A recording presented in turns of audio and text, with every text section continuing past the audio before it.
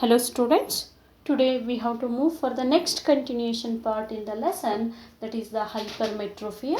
So yesterday we learnt about the myopic eye, today we have to know about the hypermetropia. So this is the diagram of hypermetropia and this is the correction of hypermetropia. I think you can see here in this diagram the correction. So the correction of hypermetrophic eye is corrected by using the convex lens. That myopic case, so it should be corrected by the concave lens, but here we are using the convex lens. That is very important, and the diagrams is also very important. Let us know the meaning of hypermetropia. Hypermetropia means a person can see the distant object clearly but not the near object. That is called as the hypermetropia. In case of myopic eye, I think you know about that. A person can see the near object clearly but not the distance object. That is called as the hypermetropia. And we have to know about the causes. Now, what are the causes or what are the reasons for hypermetropia? That is, the focal length of the eye lens is too long. F is denoted by the focal length, as you know that. I mean, the distance between the optic center and the principal focus is called as the focal length. That should be denoted by the small letter F. Okay, this focal length. When the focal length is too long, that causes the hypermetropia. And eyeball, if the eyeball is become too small, okay. In case of myopic eye, eyeball, I think you know about that. That is the enlarged. Even a focal length also is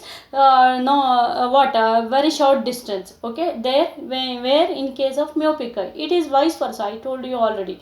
Okay, so these are the reasons for hypermetrophic eye. Okay, get to know the reasons once again.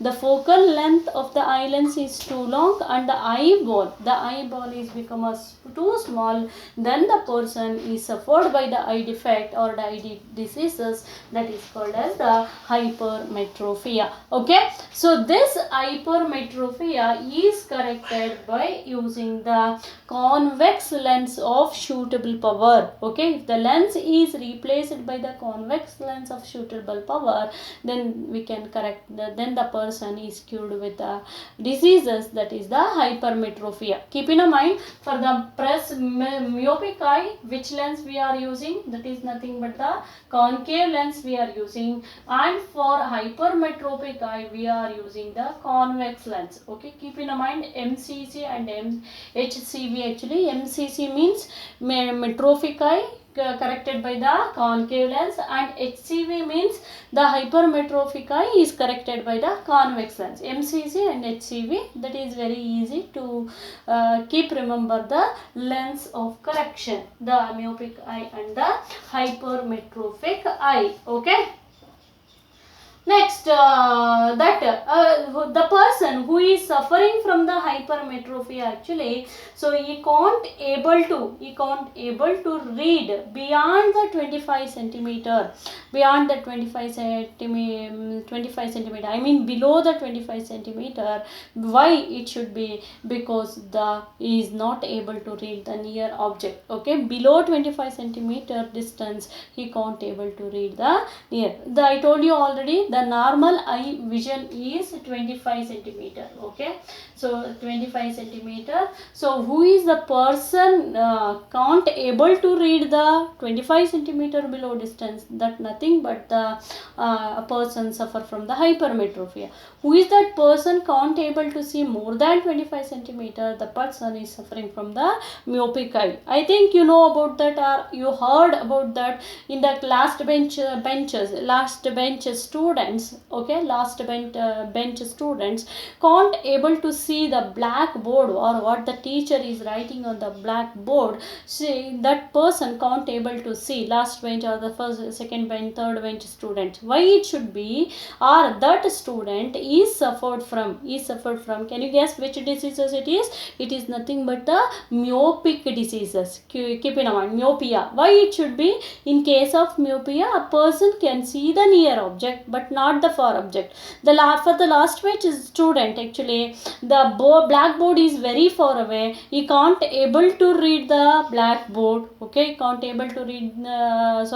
See the blackboard. What the teacher has writing. So that's why that person is suffer from the hypermetrophic. If the person is sitting in the first row, first bench only, then also that person can't able to see the blackboard. That nothing but that student has suffered from the hypermetropia because he can't able to see the near object. Keep in mind that thing, who is the person or who is the student sitting in the last bench, he can't able to see the blackboard writing because he was suffering from the myopic eye. A person who was sitting in a first bench, if he is can't able to see the blackboard what the teacher is writing, so that nothing but he is suffering from the hypermetropia. So in the possibilities are there, the questions may ask you in the examination. In that way should be ready which diseases it is and how it could be corrected or what are the causes of that. Okay, how it could be corrected, that myopic eye is corrected by using the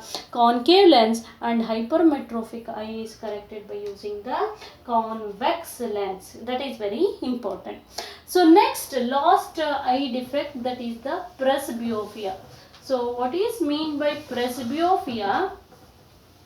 What is mean by presbyopia and remedial measures? We have to know that a person in the myopic, in case of myopic eye and the hypermetrophic eye, a person can see the distant object, near object, or near object, distant object, like that we have taken. But here in case of presbyopia, a person difficulty to see the near object as well as distant object. Okay, ಎರಡು ಅವನಿಗೆ ಕಾಣಲ್ಲ. He is suffering from difficulty to see the near object as well as the distant object. That diseases is called as the presbyopia. Keep in mind, a person difficulty to see the near object as well as the distant object, that is called as the presbyopia. So what are the causes for the presbyopia? That is the gradual weakening of ciliary muscles due to the old age. So it is almost this presbyopia is caused for the people caused for the old age people. So that is gradual weakening. Okay, ತನ್ನ strength ಅನ್ನು ಕಳ್ಕೊಳ್ಳುತ್ತೆ.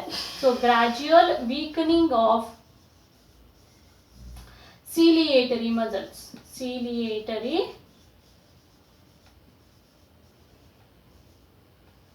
muscles. Okay, gradual weakening of ciliary muscles causes the diseases, that nothing but the presbyopia. Okay, so in which age? In the old age only, because ciliary muscles weakening due to the old age only. Okay, so how this presbyopia diseases can be corrected? It can be corrected by using the bifocal lens. That is very important. Okay, by using the bifocal lens. Let us know what is mean by bifocal lens. Okay, bifocal lens in the sense, the lens which consists of upward part will be concave, upper part is concave like that, and the lower part is convex. The lens which consists of upper part is concave. This is the upper part. This is a concave, and the lower part is convex. Okay, or this diagram also we can write, or we can write this also. Okay, one is convex and one side is concave, like that. This lens, okay, this kind of a lens, upper part, this upper part is a concave and the lower part is convex. Okay, off of the convex lens and off of the concave lens is made by the bifocal lens. Okay, the lens which consists of upper part is concave and the lower part is convex, that is called as the bifocal lens. Presbyopia diseases is corrected by using the bifocal lens. Very important. Presbyopia diseases is corrected by which lens? nothing but the bifocal lens. Okay, this is about the presbyopia. Hope you will understand this. And the causes is also very important here. The weakening of ciliatory muscles causes the presbyopia, and it can be corrected by using the bifocal lens. Okay, hope you will understand. Next we have to move for the one experiment, that is the refraction. So I think you know about that, what is mean by refraction already. Refraction is the light ray bend, okay, when it is passes from rarer media to denser media, light ray bend itself, that is called as the refraction. Okay, that is called as the refraction. So place first we want to place a glass prism. We want to place the glass prism. Consider this is the glass prism. Okay, this is the glass prism. When the light ray is posed, okay, this is called as outer media, is called as the rarer media, or it is also known as the air media. Air media. So when it is posed, it bend itself, the light ray bend itself. This is called as a denser media. This is the denser media, and this is the rarer media. Okay, so place one glass prism on the white paper of a drawing board like that. This is the glass prism.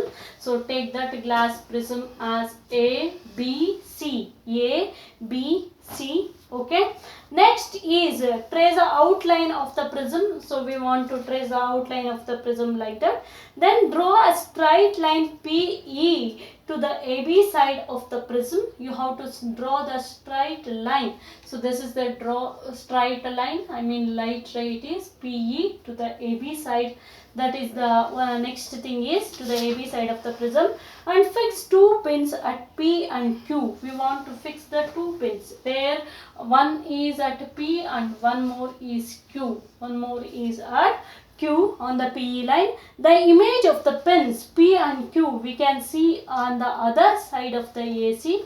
So this here on AC we can see the images. Where we can see the images, the image point will be the R and S. Okay, the image of the pins, what are there, the pins actually. So this image we can see the on the other side, that is the R and S. Okay, next is draw a straight line SF through the R. Okay, we want to draw the straight line. This is the SF. Okay, we want to draw the straight line, the SF through the R. Join E and F. Okay, we want to join the E and F and draw perpendicular on AB and AC. Then we want to draw the perpendicular lines. Okay, these are called as the perpendicular line.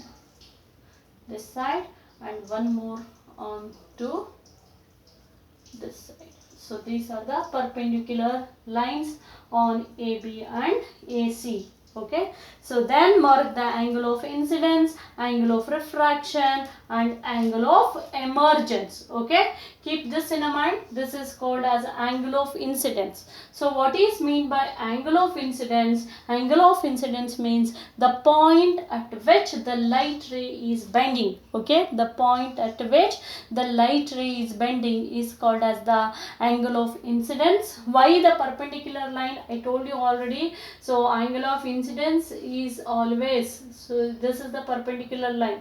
The perpendicular, where it is incident and where it is refracted, there it required the perpendicular line. So these are the perpendicular line. Keep in mind. Okay, angle of incidence in the sense the light ray where it is incident, I mean bending, that is called as, I mean where it is touch the prism, that is called as the angle of incidence. Okay, incidence means touching. Okay, the point at which where the light ray touch the prism, that is called as the angle of incidence. And also we want to mark the angle of refraction. Angle of refraction in the sense where the point at which the light ray is bending, that is called as the angle of refraction. This is the angle of refraction. And angle of emergence in the sense after refraction where the light ray again it comes in the straight line, I mean where it is emerged, that is called as the angle of emergence. So this is the angle of emergence. Keep in mind.